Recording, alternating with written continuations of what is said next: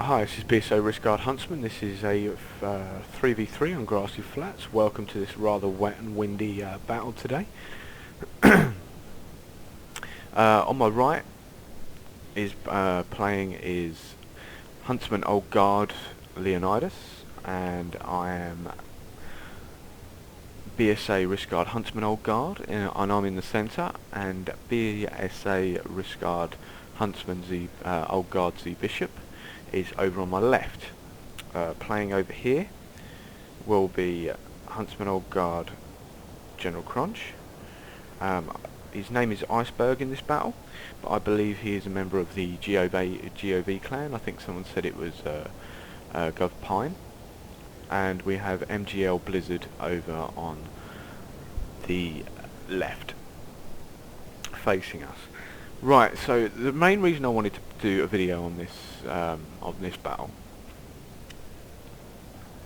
is I wanted to try and point out the advantages and disadvantages of taking heavy infantry builds. As you can see, I mean, Leo's got no cavalry, I have 2, but I have 10 line, I have militia and my lights. I'll go into the workings of that in a bit more detail in a little while. Over on the left, Z's pretty much got the same build as me.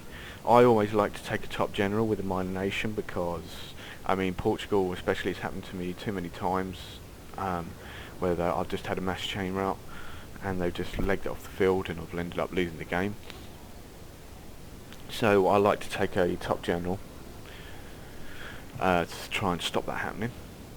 I mean, our opponents, they went heavy on cavalry, so they had less men, right? And the advantages of this and disadvantages of this are I was able to, from this battle, be able to point out a lot easier than maybe other battles.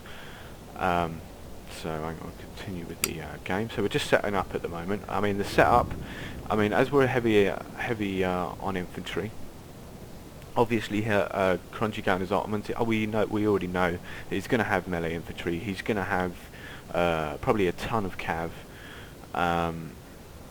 Austria probably the same as well. I mean, because Austrian cavalry is pretty good. We do have very good lights as Portugal. The line isn't too bad, but neither is Ottoman's line isn't too bad either.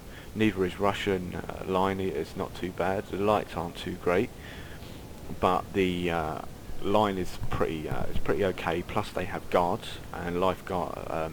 Russian lifeguards and Semenovsky are very good. Austria is pretty standard across the board, really. The lights aren't too bad, they're not awful. They have good cavalry. So, yeah, so we're going to go through, I want to go through, like, basically, I mean, like, in our setups, as you see, because we know we're low on cav, we're probably guessing that they're going to be pretty heavy on cav. We basically, you triple up your line, and that's something you definitely want to do when you're facing an Ottoman player, unless you're going Ottomans yourself. You triple line up, and the only way to really beat an Ottoman build, I was going to pause it again before the game actually really does get involved. The only real way to, right, if you're not of taking on an Ottoman rush build, melee rush build with cavalry, right, is to treble up your lines, because more than likely, if they use it effectively and they use it correctly, right, they're going to destroy your front row. Right, because it's going to be engaged, and they're going to be able to move up their men. I mean, like, even with my 2 cavalry, which I'm going to send to Leo, it's the only reason I bought it is because I knew what was going to be going on down here. So I brought 2 units of my crappy cavalry, just to try and help them out that little bit. But the main way to beat an Ottoman build is basically you're going to you set up your triple lines. When he pushes up, right, you're going to get your shots off from your front row, right, which is why, and Crunchy knows this, which is why he's got these peasant levy at the front. So because they're going to take the first shots, right, and so he's able to then throw his melee in, and then he's going to throw his cavalry in while the disruption's going on, and then he's going to push up his line to shoot at you, and that's the way you do a Russian an Ottoman rush build, or pretty much any rush build, to be fair. But so Leo has countered that, and then what you're going to do, you're going to pull your lights back, I mean, me personally, I pull them back to the back row, right, and that gives them time to reload, and when they push in and attack at these guys are going to get their first shots off, and then you pull back again behind your lights, which are going to come back here, and this is kiting, but you're going to basically, what you're doing is grinding them down, because if you don't do that, and if you stand there and you try and fight it out against an Ottoman rush build, right, with the melee going into you, you are going to lose, because you're, especially with no cavalry as well, because you've got nothing that you can send back into his line infantry, which is going to be shooting at you, right, to stop them from firing at you while you deal with the melee and the cav, right. So I mean, there was a point in this after the game, right, I mean, this is a bit of a spoiler breaker, but Leo does beat Cronji's melee build, but the reason why, Cronji got upset about the fact that Leo was pulling back on him and basically doing what I was discussing, and he got upset about it. But if Leo didn't do that, even with his superior numbers in men, right, he would lose, because that's the only way. You can't. I mean, what do you expect him to do? Just stand there and let you beat him? Because that is exactly what would happen. It's the only way to counter that build, and then once he's sufficiently weakened enough and he's ground down your cavalry, he's ground down your melee infantry, then you push back and attack. And that is basically what happens down on this flank. I won't go into discussion too much yet until it happens, about what goes on this end. But on this end, you see the effect. On this end, you see the main real effectiveness of taking a heavy infantry build. Whereas down on Z Bishop's end later, I suppose it's a little bit of a spoiler breaker, you will see the full effectiveness of taking a heavy cavalry build, and especially with support from a team. Right, so we're going to continue with the game. So we're just moving up and taking our positions.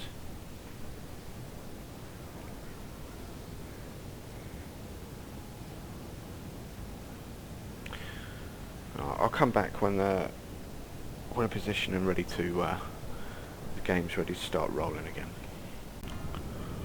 Right, so the first shot's going to be fired off by me, which wasn't really good for, I do actually do a pretty good number on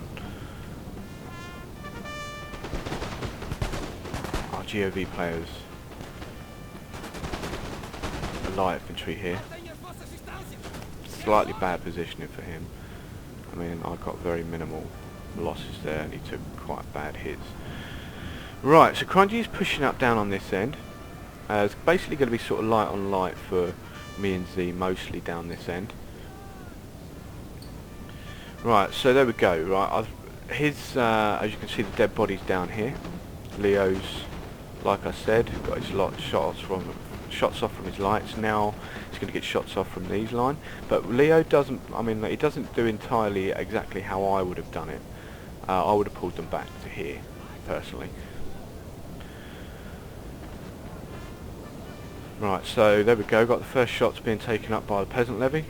Now we've got the Bashi bazooks coming in. Leo's pulling back that row. Going to get some more shots off from the light infantry here.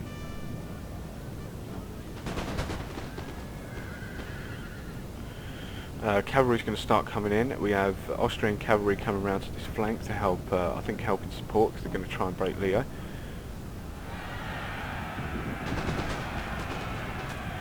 Alright, so there we go. Leo's going to be forced into square now.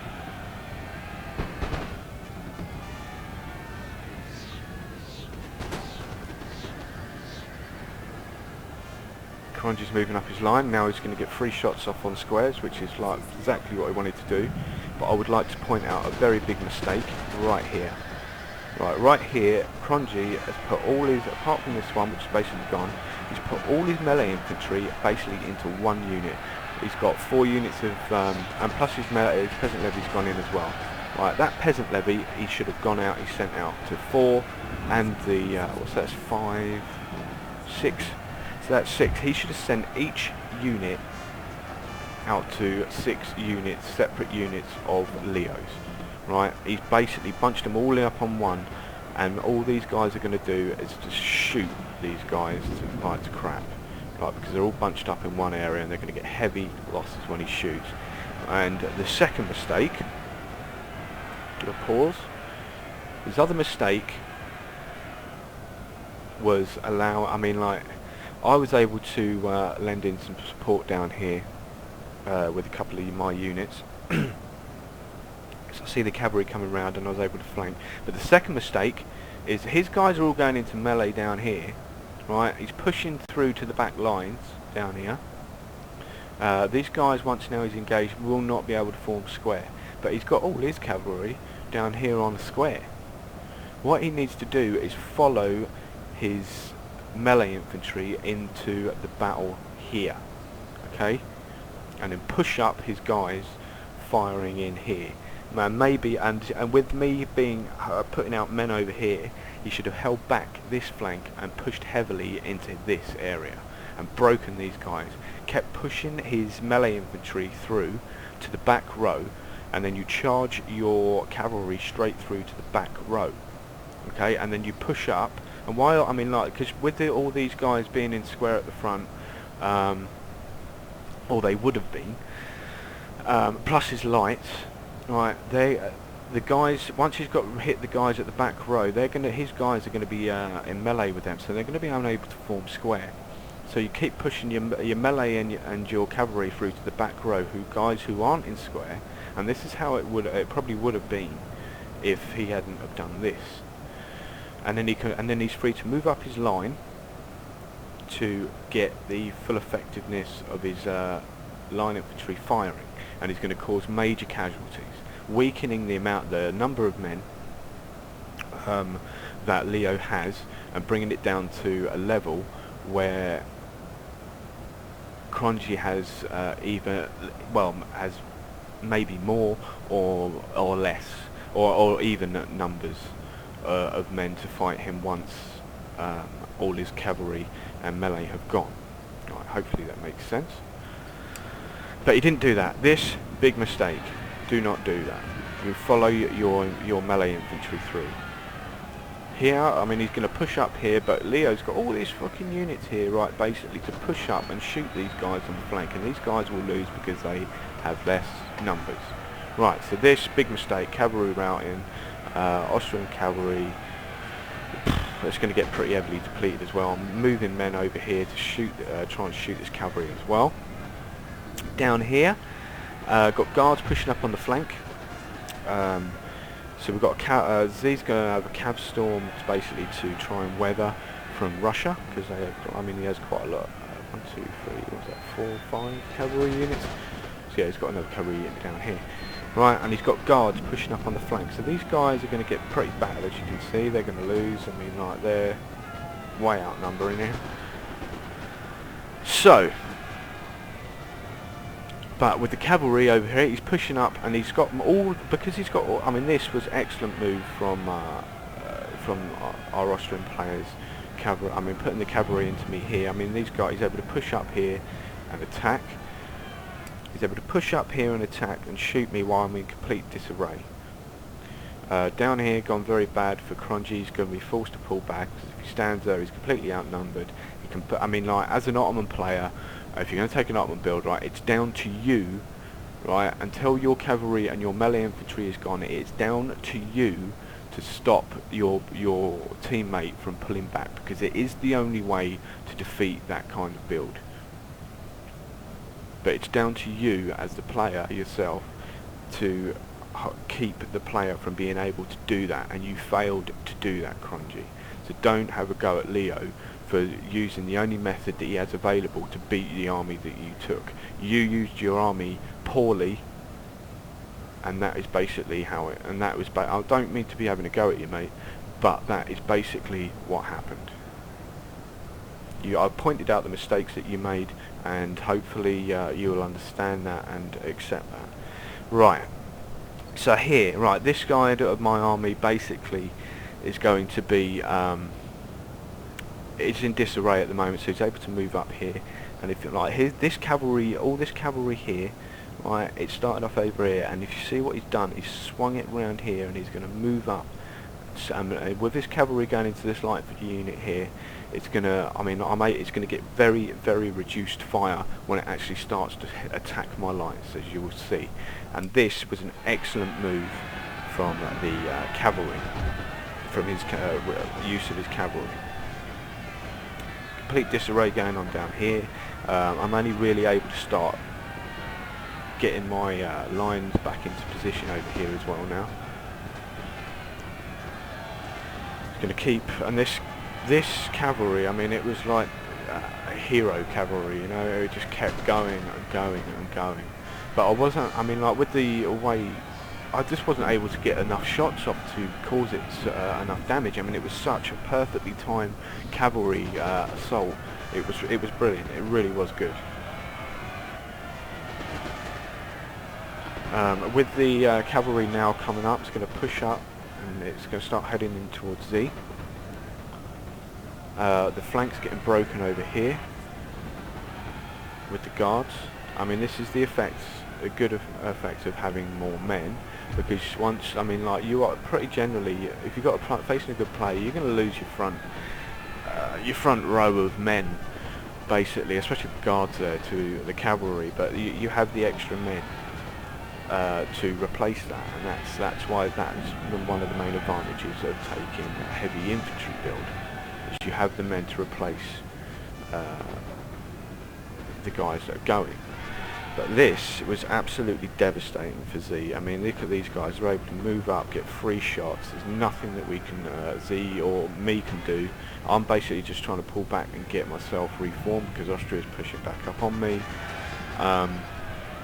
This was absolutely devastating for Z. I mean, like, he managed to kind of weather the storm of the Russian cavalry attack, but to deal with the Austrian cavalry attack as well, it basically it more or less ruined him. And I mean, even though his light infantry is much better than those Russian guys, these have been weakened down to such a point now that the Russian light infantry will defeat it. And with the guards on these flanks, if Z stands there and fights, he's going to lose. You know, he's not only outnumbered, but he's also facing guards. So basically all he's doing is buying time to try and get rid of his cavalry and pull back the rest of his men to try and save them. Cavalry, this Austrian cavalry, as I said, it's like hero cavalry, just kept going and going and going. I tried to manoeuvre a line infantry unit here to try and push back this life guard, which was moving up to flank Z's men here. He's almost got his men into full rout. Seeing the danger now from what was happening down on Z's end, and with Cronji basically being more or less defeated, it's only got basically buying time for Blizzard to try and break this flank and then move around on me. It's pretty much the same. That's all he can do really, because he's got the light infantry advantage here. But Leo, with the situation going on down this end, is able to move men up to this area of the field to help support Z. I couldn't do that because my Austria was pushing up on me. I was still trying to reform lines so I could counter-attack against Austria attacking me. Z had no choice but to pull back to here, otherwise he would lose. Until he got the support units coming in from Leo. So he's going to have to pull right back and basically just run away from Russia. He had no other choice, because if he stands here, he's going to lose. He did stand there and attack, and he did stand there and fight it out with Russia, but once Austria got involved and crushed him with that devastating cavalry assault, it was basically, he was left with no choice but to pull back like this. Right, so over here, my Austrian opponent is basically trying to stop my lights from firing and get free shots in. So he sends an infantry unit into my lights to stop them from firing. But I counter that by doing exactly the same as him.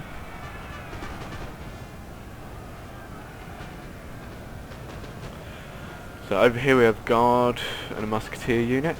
I'm just basically sort of trying to hold off over here, helping to helping Z to try and like sort of buy time to get him to reform into a stronger position and Leo to move up. Another mistake here probably was from Cronji, because he's pushed up and held up the attack against Leo. He maybe should have maybe held back a little bit. But I think, I mean, whatever would have happened down here, Cronji was done for once all his cavalry and his melee were gone. He didn't kill enough men. I mean, that is the main point. What happened down on Z's end is, with the cavalry in his lines, in his front lines, in his lights, Russia was able to push up and get full effectiveness from the use of the cavalry assault. Cronji did not get that from his assault, whereas combined, I mean, and Austria did send cavalry in to help Cronji as well, but it just went better, was more effective down on this flank, and that is the effectiveness of taking cavalry. But the effectiveness of taking a heavy infantry build means that Z still had men left at the end. Leo had men that he could send up to support Z, but if Cronji's attack had gone maybe used better, even if he did lose, I mean, he needed to kill more men so that Leo wasn't able to do that. Over here in the centre, with my heavy infantry build again, I was able to weather the cavalry attack, but still had men left to fight after it, so they didn't kill enough men from my end, although that was a very good cavalry assault I got on my lines, which I pointed out earlier. But the main effectiveness, I mean, that was absolutely devastating for Z Bishop. So that is the effectiveness of taking cavalry, heavy cavalry build, as opposed to a heavy infantry build down on Z's flank, and the effectiveness of taking a heavy infantry build against a heavy cavalry build down on Leo's flank. Hopefully this all makes sense. I mean, I would like to know your comments after the battle. I mean, pretty much this is with Leo being able to move units up to support Austria, sort of turning into a bit of a waiting game for Cronji now. Not Cronji, our GOB player.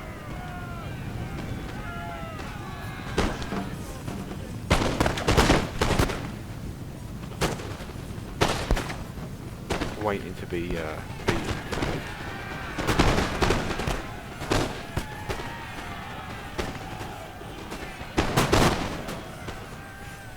I mean, with the cavalry attack, he didn't really. Although it was effective, he didn't really destroy my lights down to a point where his lights would still be able to defeat mine. So.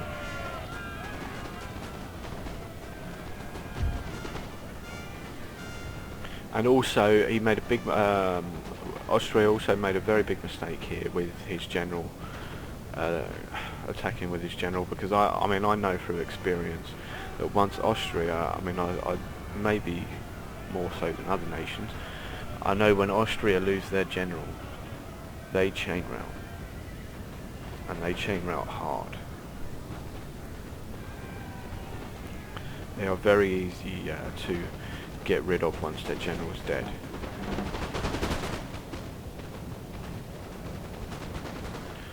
Right, so I mean,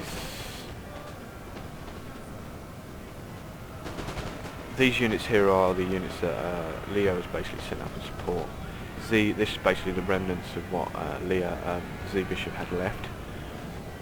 It's basically sort of just holding off Russia at this stage while we finished off Cronji, and we're basically just sort of rolling up and destroying Austria now. I mean, look at these guys, they're all going to start flying into chain route soon. They're not very happy at all.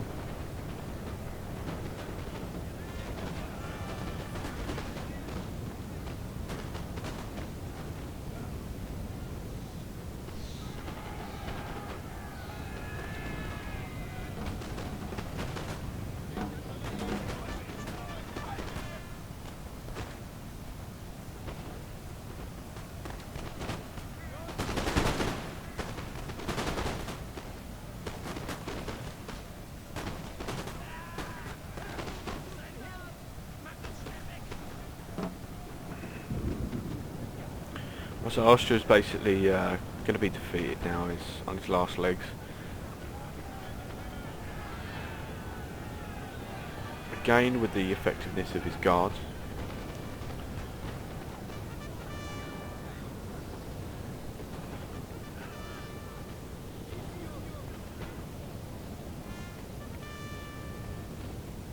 He will eventually break through and crush. See Bishop's flank there. Again. Sorry to point that out, buddy. But yeah, I mean, there was a bit of moaning as well about whether Portugal is a minor faction because they do have the best lights in the game. Yes, they do have the best lights in the game, but they have standard light infantry, they have no guards, and they have absolutely rubbish cavalry.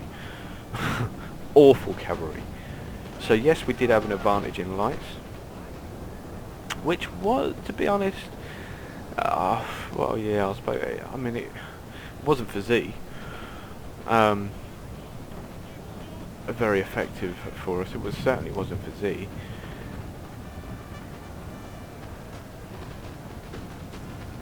But they did have the cavalry advantage. So, I mean, it's just a question of how you use your men to counter against our advantages.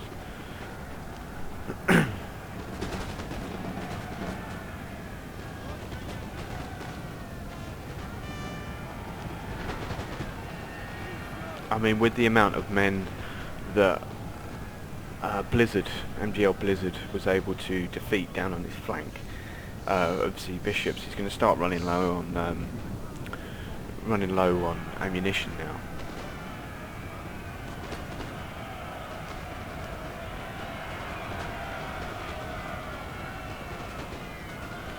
I mean, just completely outweighed by numbers now. Russia's basically going to be destroyed very soon.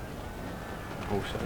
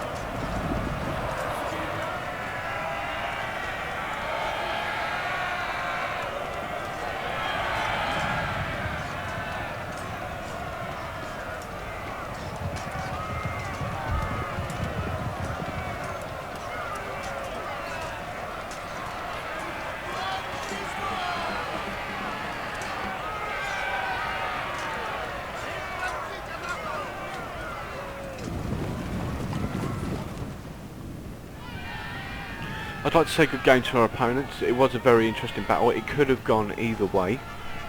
Definitely could have gone either way. I mean, Z took a crushing blow.